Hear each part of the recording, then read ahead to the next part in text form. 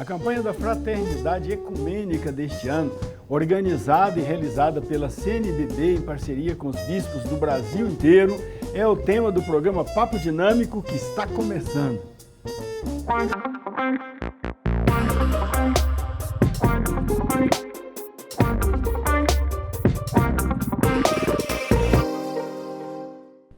Olá, gente boa, muito boa noite. Estamos iniciando o programa Papo Dinâmico na PUC TV Goiás. Vamos falar da campanha da Fraternidade Ecumênica com o Padre Carlos Gomes, que está aqui conosco. Ele que é pároco da Catedral Metropolitana de Goiânia, Padre Carlos.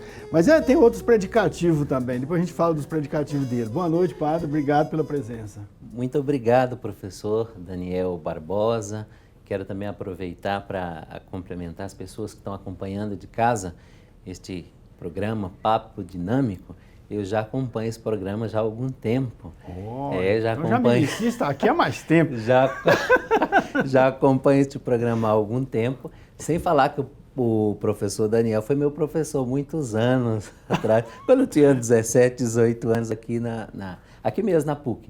Eu me lembro, na época eu era aluno de Direito na Universidade Federal e estudava Filosofia na PUC. Então, esse reencontro aqui também tem um sabor especial, sabor de festa. Poxa, já estou velho, Você é doutor em Direito Canônico? Doutor em Direito Canônico. Em jornalismo também, você fez Estudei jornalismo? Também. Você fez graduação, chegou a fazer... Eu não cheguei a terminar a graduação porque eu fui para o seminário. Certo. Né? Eu fui para o seminário. Certo. Então, minha vida foi mais voltada para o direito canônico e para o direito civil antes do meu ingresso no seminário. Porque não deu para conciliar. Você fez graduação em Direito também? Em Direito, na Universidade Federal. Mas chegou advogado? Não, fui para o seminário. Mas como doutor em Direito Canônico, você exerce alguma atividade na igreja com essa formação? Olha, eu voltei de Roma ano passado.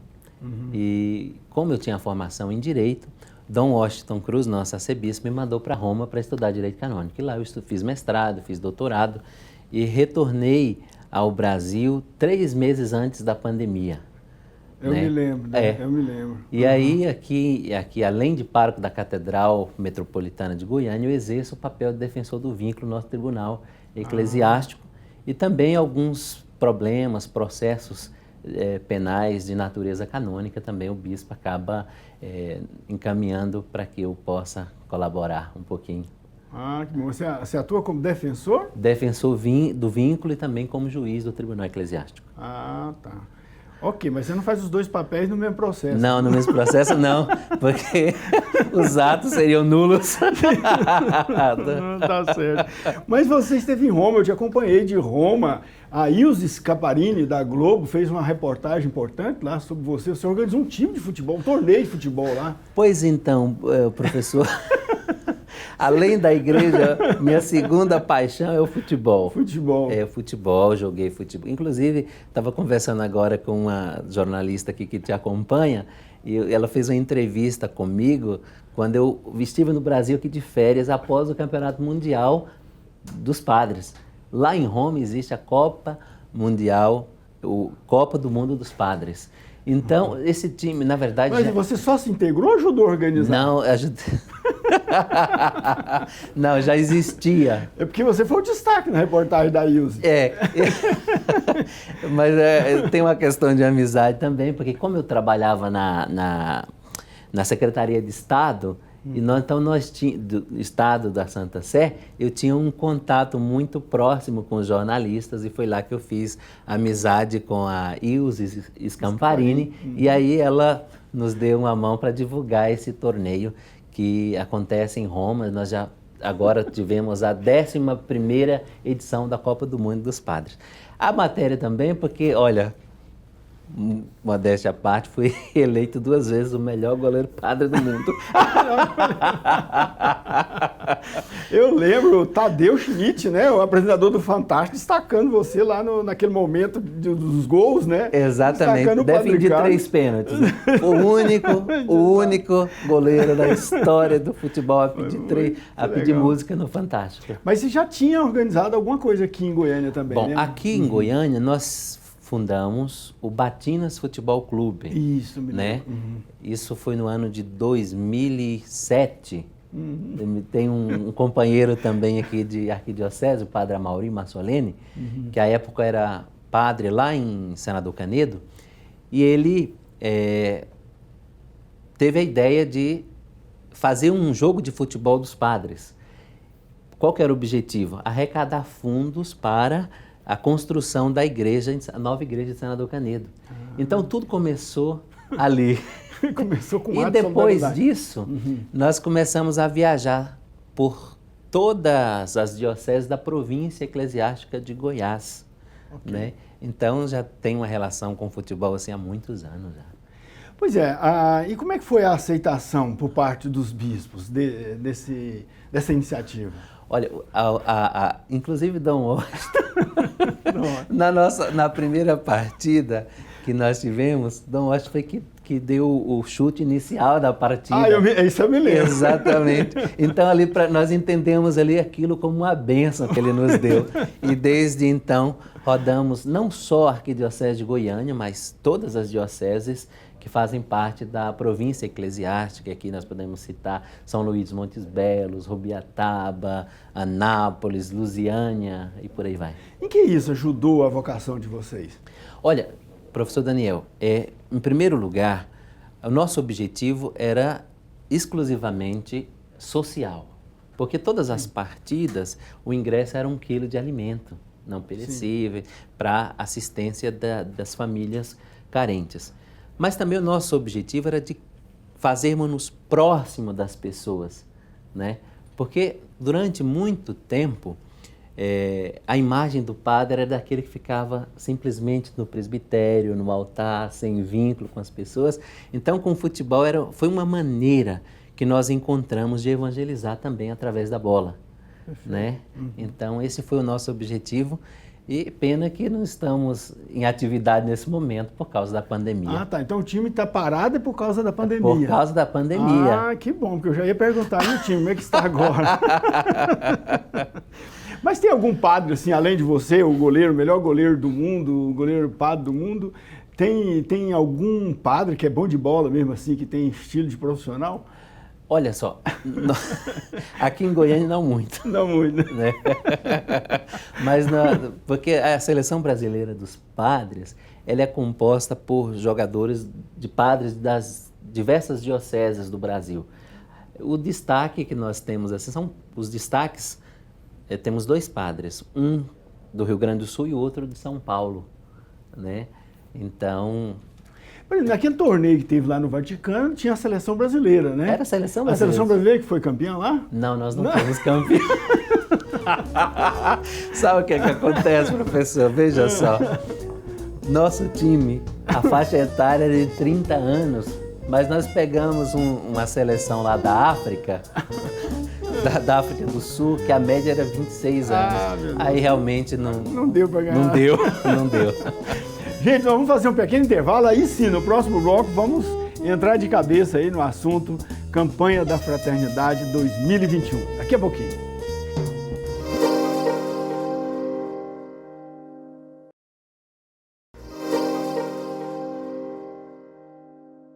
De volta com o Papo Dinâmico na PUC TV Goiás, toda terça-feira, 9h30 da noite, e também no YouTube, no canal do programa Papo Dinâmico e no canal da PUC TV Goiás. E não deixe de nos acompanhar pelas redes sociais, no Instagram, no Twitter e no Facebook. Lá tem o nosso perfil, lá você pode colaborar conosco, sugerir temas, curtir nosso programa, né, e mandar sua mensagem, enfim, aqui para nós, tá? Vez por outra tem algum prêmiozinho lá que, se você curtir, você acaba concorrendo e ganhando. Hoje estamos falando aqui com o Padre Carlos, que é o pároco da Catedral Metropolitana de Goiânia.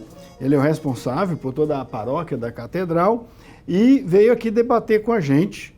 Nós já nos identificamos suficientemente no primeiro bloco e agora veio debater aqui com a gente o tema, né, a campanha da fraternidade, enfim, de 2021.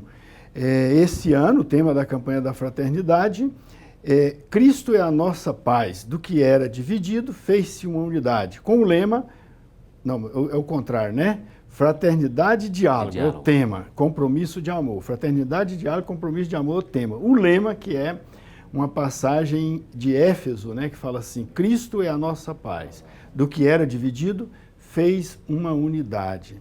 Então, Padre Carlos, este ano a campanha da Fraternidade Ecumênica, o que significa isso? Professor, primeiramente é preciso fazer um resgate histórico da campanha da Fraternidade. Primeiro que a primeira campanha da Fraternidade aconteceu em Natal, no Rio Grande do Norte. Veja que foi uma iniciativa de 3 sacerdotes que na época representavam a Caritas do Brasil, que resolveram, os 3 juntos, criar uma campanha que tivesse com o objetivo de ajudar as pessoas menos favorecidas. E entre aqueles 3 sacerdotes, a ideia deu tão certo, isso no ano de 1961, que no ano de 1962, 16 dioceses do Nordeste abraçaram a ideia, e que também foi um sucesso. E, posteriormente, a Conferência Nacional dos Bispos do Brasil abraçaram essa ideia e, no ano de 1964, lançaram a campanha a nível nacional. Na verdade, nós estamos na 58ª campanha da Fraternidade, foi celebrada esse ano. Nós estamos na 5ª, na verdade, a campanha da Fraternidade Ecumênica, que acontece a cada 5 anos. A primeira, se não me engano, foi em 2000, né? A primeira foi em 2000. Exato. E então, a campanha da Fraternidade deste ano é assim interessante, porque como as demais campanhas, normalmente esta campanha tem como objetivo destacar e dialogar com a sociedade sobre as questões mais presentes, mais recorrentes. A ecumênica, ela é diferente porque ela é realizada em parceria com outras religiões, ou tem outros aspectos também que diferencia da outra que não é ecumênica? Normalmente, na campanha se escreve um texto base. Sim. Na campanha, e quando não é ecumênica, o texto base da campanha é redigido simplesmente por pessoas que fazem parte texto da base, CNBB. Se alguém pode mostrar, esse aqui é o texto base desse ano, né? Geralmente são parecidos os livrinhos, né? Exatamente. Deste ano, às vezes muda a cor e tal, mas é muito parecido. Este ano é a CNBB que publica isso aqui, Sempre né? a CNBB que publica. E aí ela publica com esse formato, mas muda às vezes de cor, né? Esse é o texto base. O ano passado, por causa da canonização da Irmã Dulce, a capa, inclusive, teve a Irmã Dulce na capa, por causa da sua canonização. Esse ano é uma ciranda, né? É uma ciranda. Uma cirandazinha. Não sei se dá para ver, vou segurar aqui para aproximar. E retomando a questão do comunismo, quando a primeira foi no ano 2000, e a cada 5 anos, normalmente, às vezes não precisamente 5 anos, mas 4 anos, mas em geral, de 5 anos. 5 anos, o texto base é redigido não simplesmente por pessoas que trabalham na CNBB, mas em comum com outras denominações religiosas, né? Daqueles que nós damos o nome de CONIC, né? CONIC. Da CONIC. O CONIC, como é que explica o CONIC? Aqui, deixa eu pegar aqui o nome todinho do CONIC aqui, porque o CONIC é uma sigla, né? É uma sigla. Bom, vamos falando e depois eu acho aqui, CONIC. Mas é por isso que a campanha da Fraternidade Ecumênica tem um cunho mais social do que eclesial, do que piedoso, digamos assim? O objetivo da campanha sempre é a dimensão de diálogo com a sociedade, né? Sim. E diálogo também com outras denominações religiosas, né? Inclusive, o Papa Francisco tem insistido muito nessa dimensão de diálogo interreligioso, que é o tema assim, muito, muito presente. Então, o objetivo não é simplesmente caritativo, mas de diálogo com a sociedade, com outras denominações religiosas cristãs. É o Conselho Nacional das Igrejas Cristãs. CONIC, o CONIC. Exato. Conselho Nacional das Igrejas Cristãs e não só católicas. Né? E não só católicas. Exato. Então, na verdade, é o CONIC que assume a autoria do texto base, né? Exatamente. Isso a cada 5 anos. A cada 5 anos, quando a campanha é de natureza ecumênica. Agora, ela fala muito de diálogo, de tolerância, a campanha da fraternidade. Tem alguma inspiração na encíclica do Papa Francisco? Fratelli Tutti. Fratelli Tutti, né? Fratelli Tutti, né? Todos irmãos. Todos né? irmãos, que é a expressão de São Francisco de Assis, né? Todos irmãos. Exatamente. Na verdade, esse foi o último documento lançado pela editora Vaticana e de autoria do Papa Francisco, no objetivo de dizer para toda a sociedade, para a Igreja Universal, quando eu falo universal, eu quero falar a Igreja Católica no mundo inteiro, mas também para as igrejas particulares, aqui levando em consideração cada diocese de modo particular, no sentido de dizer que todos somos irmãos, independente da religião, da fé que professamos. Pois é, a diferença deveria ser um valor, uma riqueza, né? Mas muitas vezes, hoje, a gente está no mundo inteiro, não só no Brasil, né? As diferenças têm sido motivo de ódio, de violência, não, padre? Parece que o mundo está caminhando assim meio para a loucura, não? Exatamente. E, assim, esse tema da campanha da fraternidade deste ano, assim, causou uma polêmica muito grande em toda a sociedade, né? E o termômetro, o professor Daniel, para a gente observar de maneira assim muito, muito forte, são as redes sociais, né? Os conflitos, as brigas, etc., a dificuldade de diálogo, de aceitação da opinião do outro. Então, o objetivo da campanha foi exatamente este. Mas muitas pessoas, assim, talvez por uma má formação, eu acho, não sei, não consigo visualizar e nem descrever com certeza isso, mas pensam que essa dimensão do diálogo afeta a identidade da religião católica, por exemplo, evangélica. E não é verdade, né? Quando o Papa falava do diálogo interreligioso, ele queria nos apontar a própria figura de Jesus que dialogava com todos, com os fariseus, com os mestres da lei, ainda que aqueles que procuravam Jesus e que procuravam conversar com ele, na verdade o objetivo era atacar Jesus, mas mesmo assim Jesus lhes dava oportunidade de falar, porque Jesus era muito bom ouvinte. Né? A gente está na véspera, né, do dia de São José, e uma das cenas em que Jesus dialoga com os doutores da lei é a do templo, quando ele tinha 12 anos. 12 né? anos. 12 anos ele dialogando, né, debatendo, evidentemente, com os doutores da lei. Ele estava impressionando os doutores da lei quando José e Maria chegaram, assustados, procurando por ele que estava perdido. Né? Mas mostra que realmente é um perfil da personalidade de Jesus dialogar, né? Exatamente. Jesus tinha essa característica. Ele não dialogava, quer dizer, isso na primeira infância dele, né, aos 12 anos.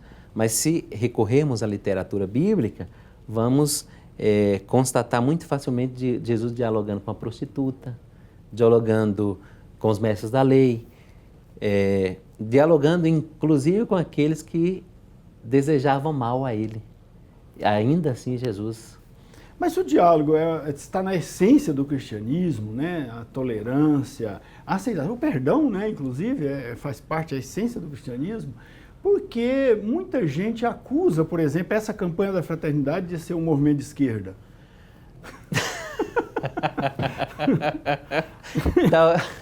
Talvez talvez porque não corresponda a um objetivo individual da pessoa. Porque, enquanto igreja, nós fazemos parte de uma comunidade. E, como membros de uma comunidade, eu não tenho que me colocar no centro. Um dos grandes problemas da sociedade e também dentro da estrutura eclesiástica é o egoísmo. Eu tenho observado isso de maneira muito viva. Veja, professor, houve um tempo na história em que nós damos o nome de teocentrismo, né? Deus estava no centro. Deus era o centro. Deus era o centro. Exato. Mas agora nós estamos numa sociedade um pouco egocêntrica.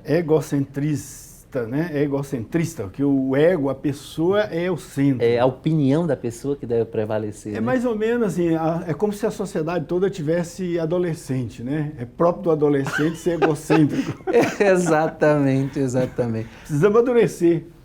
Na verdade, o Papa Francisco, deve ter umas 2, 3 semanas, na elocução que ele fez pouco antes do Ângelo, da oração do Ângelo na Praça de São Pedro, ele falou assim, nós estamos em uma sociedade de infantis. Olha, então estou em sintonia com o Papa. Né? Muito bom. Está em sintonia com o Papa Francisco, sinal que eu estou abençoado. É verdade. E o diálogo é coisa de gente madura, né, professor? Sim, com certeza.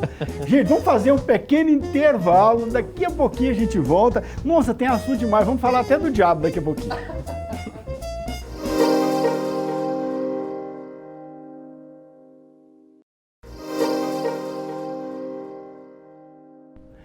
De volta com o Papo Dinâmico na PUC TV Goiás, toda terça-feira, 9h30 da noite, no YouTube, no canal do programa Papo Dinâmico e também no canal da PUC TV Goiás e também nas redes sociais. Nós temos o perfil lá no Instagram, no Twitter e no Facebook. Hoje nós estamos falando de campanha da Fraternidade 2021 com o tema Fraternidade e Diálogo, Fraternidade e Diálogo, Compromisso de Amor, né? Com o Padre Carlos, o pároco da Catedral Metropolitana. Você falava que Jesus Cristo, e eu acabei reforçando aqui também, que ele tinha um perfil aberto, ele dialogava, né, inclusive com as pessoas que se colocavam como adversárias dele e tal. Mas teve um personagem que ele não dialogou de jeito nenhum. Que foi com Satanás. Ele mandou o Satanás calar a boca, cala-te boca, né? E saia daqui. Ele não teve papo com Satanás. Por quê? Por que ele decidiu não conversar com Satanás? Veja só, professor. O Papa Francisco, também uma locução que ele fez na Praça de São Pedro, ele sempre faz algum pronunciamento antes da oração do Ângelo. Ele falou que com o diabo não tem diálogo. Não tem diálogo. Não tem diálogo.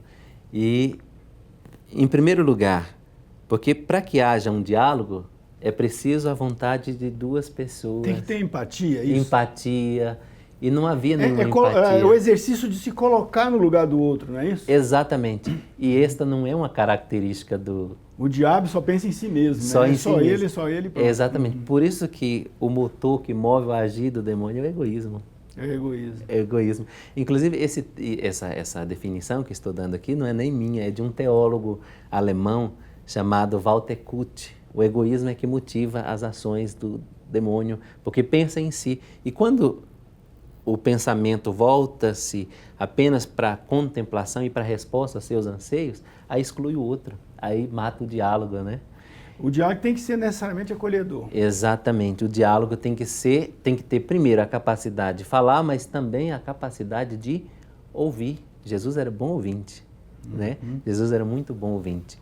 Então o Papa falou, inclusive essa fala do Papa aconteceu, acho que no segundo domingo da Quaresma, no qual a liturgia aborda essa questão das tentações.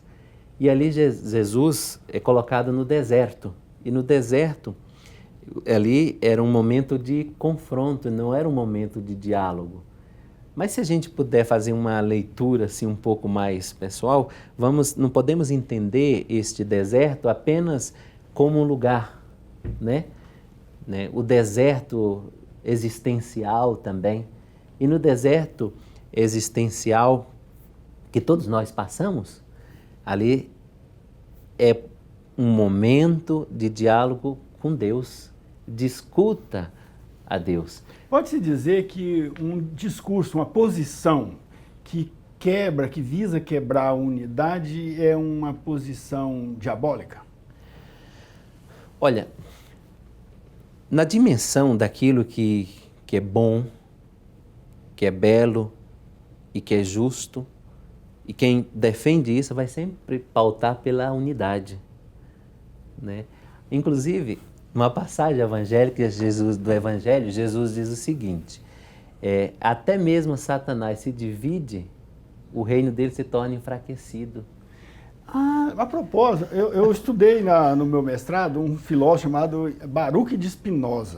Ele era filósofo, ele não era teólogo, apesar dos livros dele geralmente se tratado teológico político, mas ele fazia filosofia, e filosofia sob uma orientação física, né? Sim. Mas é interessante que ele fazia essa análise da quebra da unidade que destrói, né, ele chamava destrói a coisa em si, né? A quebra da unidade como um fator físico mesmo, né? Exatamente. Ele analisa, por exemplo, a união das 12 tribos. 12 tribos de Israel. 12 tribos de Israel, quando cada uma quiseram construir, né? Cada uma quis construir uma cidade-estado. Viver de maneira independente. Ele viu isso, né, como o fator da derrocada do reino, né? Do Estado judaico, né? E que foi esfacelado e as 12 tribos foram escravizadas, né? Então a divisão destrói. Ele usa isso, aliás, essa é a expressão dele, a divisão destrói, a unidade fortalece. Qualquer coisa que perde a unidade, ela perde o seu conatos. Ele usa a palavra conatos, que é a força que ele mantém no tempo, né? Exato. Que ele mantém unida para sempre. Uma vez que quebrou esse conato, quebrou a unidade, a coisa se desfaz. Então, quer dizer, Jesus Cristo, muito antes de Spinoza, já tinha previsto isso, né? Já tinha, sim. Aliás, professor, essa falta de unidade se reflete até nesse tempo de pandemia agora, né? Sim. Se nós fôssemos mais unidos, se abraçássemos a causa no sentido de pensarmos uns nos outros, certamente já teríamos superado esse tempo de pandemia, né? Quais as características de um bom diálogo? Esse é um bom ouvinte. Esse é um bom ouvinte, né? É a principal. Um bom ouvinte é um outro que ouve sinceramente com interesse o que o outro está falando, né? Exatamente.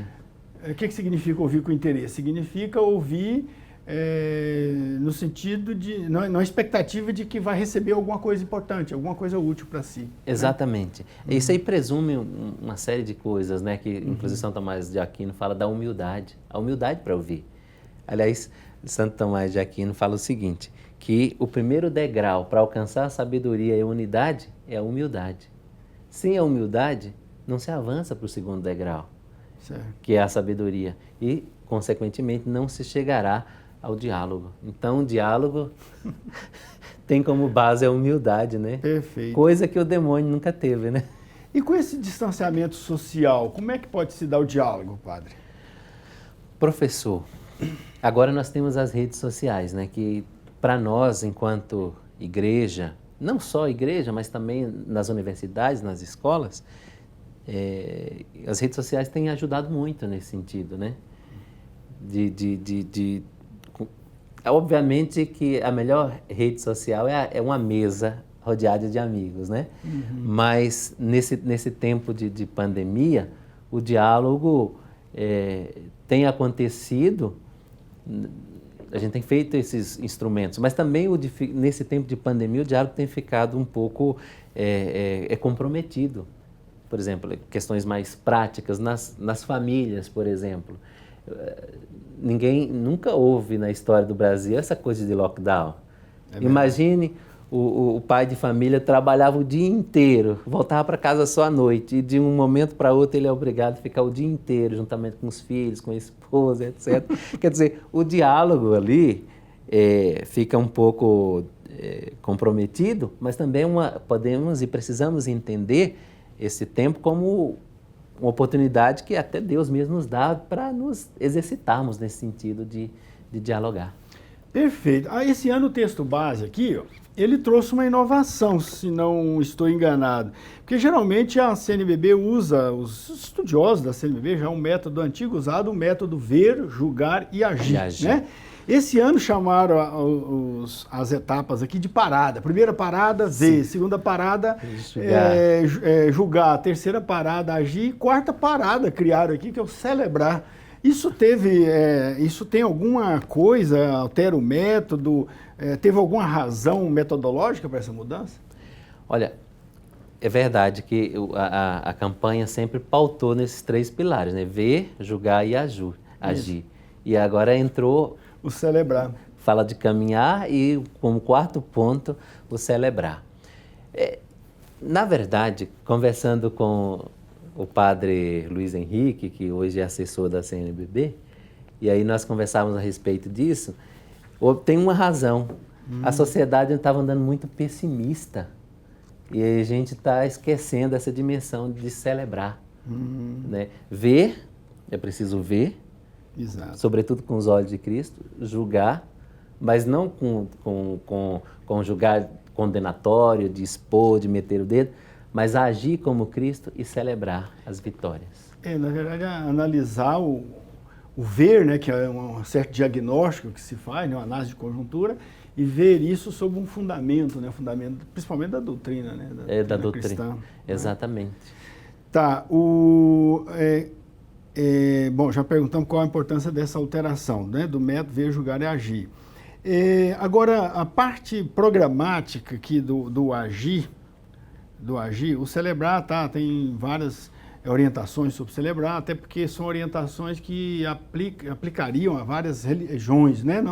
Não só ao catolicismo, né? Exato. Então, são assim, mas o agir eu achei assim que está muito circunscrito a eventos.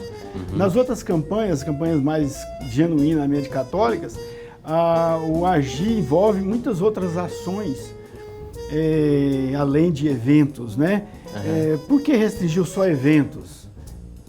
Olha, professor, esse pormenor eu não me ative. Certo. Mas a igreja, como sempre, foi muito original e é original, mesmo que tenha a questão do evento, mas acho que ela não foge da característica primeira, da dimensão primeira, que é aquela de ter como referência o olhar e o agir de Cristo. Vamos fazer um pequeno intervalo, Padre Carlos. Daqui a pouquinho a gente vai voltar e nós vamos falar justamente, retomar um tema da exortação apostólica do Papa Francisco, que fala Fratelli Tutti, né?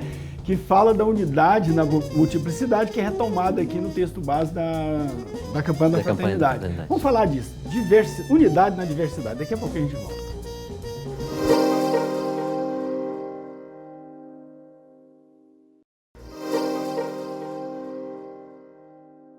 De volta com o Papo Dinâmico. Hoje nós estamos falando da campanha da Fraternidade 2021 com o padre Carlos Gomes. Carlos Gomes é o nome de um compositor famoso no Brasil. Exatamente. Ele é compositor e também maestro, né? Maestro. Compôs a ópera O Guarani. O Guarani. Você também é cantor, né, padre? Sou cantor, estudei música também. Eu vejo isso. Pois é, mas para reger uma orquestra, o maestro tem que contar com instrumentos de todo tipo, não é isso? De todo tipo. Tem que, não sei os nomes dos instrumentos, não, mas a gente vê que assim tem bateria, tem percussão, não vou falar nem por grupo, né? Percussão de corda, os metais. sopro. Então, vários tipos de instrumentos para compor uma orquestra. E todos são importantes na orquestra. Exatamente. Né? Não é possível uma orquestra funcionar só com um tipo de instrumento. Exatamente. Ou com um desafinado, né? Ou com um desafinado também não pode, né? De repente um resolve virar as costas pro maestro e tocar para os fundos do palco outra música. E é bagunça tudo, né? Exatamente. Não mas parece que tem gente na igreja que está querendo fazer isso, padre. Pois é, nós... Olha só, nós temos que ter uma referência, né? Sim. E nós temos uma referência. Pela nossa fé católica, quem que é o nosso superior? O Papa Francisco. Isso a nível de igreja todas universal. Todas as missas, inclusive, né, se pede ao Papa. Ao Papa, nível de igreja universal, o Papa. Mas a nível de igreja particular, no caso da Arquidiocese de Goiânia, Dom Washington Cruz. Né? E, sobretudo nesse tempo agora de pandemia, tem surgido tantos problemas, assim, etc., porque a gente quer tocar o instrumento sozinho, sendo que tem um maestro para nos reger. E aí, quando isso acontece, primeiro, a gente desrespeita o maestro e, segundo, a gente coloca em risco a eficácia do trabalho de evangelização e de cuidado mesmo. Seria um sintoma para a pessoa, por exemplo, se refletir, fazer uma reflexão, quando ele sentir vontade de romper com a unidade e ele imaginar que aquilo pode ser uma tentação do diabo para ele e ele tem que procurar alguém para confessar? Professor, veja só, eu acho que nós estamos vivendo um tempo de crise de crise no sentido de ter um superior, sabe? Crise que, na verdade, se nós temos uma referência, precisamos seguir a referência, por uma questão de coerência. Isso não significa que eu tenho que pensar exatamente como o maestro, mas eu tenho que obedecer o que está escrito na partitura. Perfeito. Na encíclica Fratelli Tutti, eu tenho dificuldade de falar latim, viu? Fratelli Tutti, todos irmãos, do Papa Francisco, ele insiste muito nisso, na riqueza que é a diversidade cultural, as diferenças, né? Ele vê isso como riqueza. Qual o mal que tem nisso, padre? Por que esses grupos acham que pensar que a diferença pode ser um enriquecimento e não um empobrecimento da igreja? Por que eles acham que isso está errado? Professor, veja só. Atualmente nós temos, não só a nível do Brasil, mas no mundo inteiro, um grupo que defende uma igreja assim, mais fechada, mais conservadora, né? Nós sabemos que até bem pouco tempo havia também um grupo assim, mais progressista. Então, são muitos conflitos que existem ainda hoje. Então, inclusive, alguns mais conservadores defendem com unhas e dentes que o último Papa que nós tivemos foi Pio XII. E muitos, inclusive, desconsideram a riqueza do Concílio Vaticano II. Quer dizer, nós estamos na igreja. O nosso Papa é Francisco. Sim. O nosso arcebispo é Washington. Sim. Então, são esses que nós temos que ter como referência e seguir enquanto igreja que somos. É verdade. A questão da intolerância, as pessoas intolerantes. Intolerante é a pessoa que não aceita a opinião do outro, né? Exato. Quer dizer, é uma pessoa que está na contramão, né, da fé cristã, não é isso? Na contramão e também, assim, acaba se comportando como pedra de tropeço, como diz o Santo Evangelho. Essa multiplicidade de pensamentos, de pastorais, como é enumerado pelo Papa, são riquezas da igreja.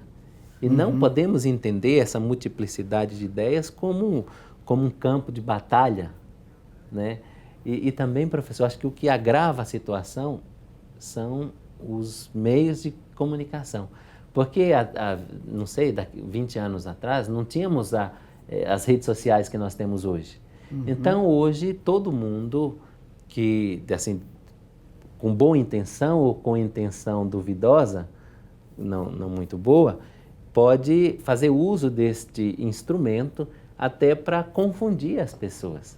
Então, a referência tem que ser sempre, sabe qual? Eu sempre costumo dizer para os meus paroquianos, para os meus amigos, para as pessoas que me acompanham nas redes sociais, porque depois que eu voltei de Roma também, eu comecei a fazer uso do Instagram. Aliás, já tem quase 18 mil pessoas. Eu te acompanho lá no Instagram. Quando eu curto alguma coisa lá.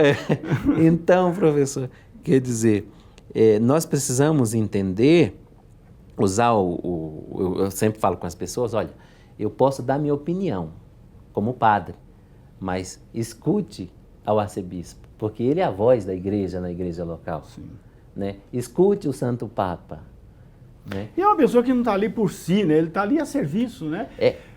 Aliás, teve uma das leituras dominicais, recentemente, teve a leitura lá do Evangélico, onde os discípulos perguntavam: Senhor, quando estiver no seu reino, o Senhor me coloca à sua direita, à sua esquerda. Ele falou: quem quiser, não sou eu, é o Pai que vai decidir, mas ele recomenda que presta serviço. Aquele que for o mais servidor, que for o menor entre vocês, poderá ser o primeiro, né? Exatamente. A lógica do reino é diferente, né, da lógica do... Agora, então assim, você é das redes sociais, eu também sou, outros, todo mundo, muita gente né? Muita gente que nos assiste aí Então, a lógica cristã, a postura cristã não é do cancelamento quando aparece uma pessoa pensando diferente. Não, absolutamente. Pelo contrário, é do diálogo com essa pessoa, né? Exatamente, para agregar, para então, crescer. A moda de cancelar quem fala alguma coisa que eu não gosto. ou deixar de seguir, né, professor? O Spinoza, o autor que eu estudei lá, ele falava isso, né? A boa opinião é aquela que me faz mudar de opinião, e não aquela que confirma o que eu penso, porque a que confirma o que eu penso não permite que eu cresça. Exatamente. O crescimento está em justamente eu conseguir agregar ao meu discurso, ao meu universo, elementos que antes não tinham. Exatamente, exatamente. A multiplicidade de pensamentos, de ideias, só enriquece. Não só a igreja, enriquece também a família, enriquece a sociedade e nos faz muito mais ricos. Agora, um dos motivos por que eles trituram esse texto aqui é porque ele dedica uma sessão ao movimento. Eu não dou conta de falar toda a sigla, mas é LGBT mais alguma coisa aqui. Por que... Essa parte polêmica essa parte do texto polêmica. base, né? Esse ataque aqui, muita gente achou assim, pronto, está fazendo proselitismo, o discurso a favor do movimento LGBT. Isso é um equívoco, né? Porque, na verdade, eu não entendi também, porque dedicou uma sessão específica a esse movimento. Né? A redação desse texto base, professor, ela é de uma pastora evangélica, né? Porque como nós dissemos agora há pouco, o texto base, ele é escrito normalmente por pessoas que trabalham na CNBB, mas por se tratar de uma campanha da Fraternidade Ecumênica, a redação foi confiada a uma pastora. Então, isso tem muita coisa aí que faz parte do universo pessoal dela. Obviamente que contou com a aprovação da CNBB, porque senão não teria sido publicado. Mas o objetivo desse tema aí não é que a igreja quer simplesmente dizer que todos são filhos de Deus, né? Aliás, o Papa também tem insistido muito em dizer isso. Não é porque uma pessoa é LGBT, né, que está condenada ao inferno. Não é isso. Exatamente. Não é isso que quer dizer. Mesmo porque nenhum de nós tem essa...